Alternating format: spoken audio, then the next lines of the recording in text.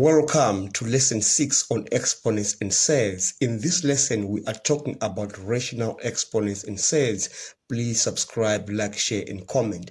You remember in the previous lesson, we said n is the degree of the radical, a is the radicant, and all of this is the radical. Okay, now let's consider n.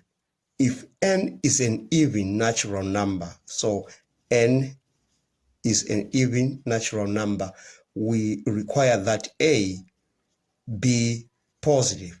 Okay. For example, let's take the fourth root of 81.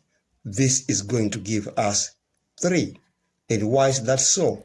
Because we say 3 times 3 times 3 times 3 is going to give us 81. But if 81 is negative, in this regard we say the fourth root of minus 81. We are not going to get a real solution. So this is not real. So that's why we say we require that a must be positive and not negative. Now, on the other side, when we have n being an odd natural number, so we say when n is odd, that doesn't matter because we can have a, the radicand, as positive or negative. So a can be negative or positive.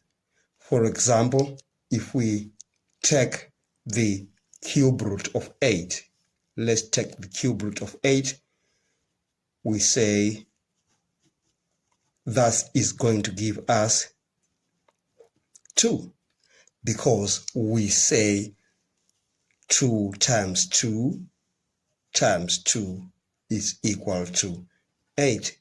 So in this case, our radicand a is positive and we are getting a solution. And at the same time, you can also have a being negative. For example, you can just take the same thing, we can say minus 8. This is going to give us minus 2. And that's true because if we say minus 2 times minus 2 times minus 2, we are going to get minus 8. And that brings us to the end of this lesson. Thanks for watching. Please subscribe, like, share, and comment. Check out lesson number 7. Enjoy your day.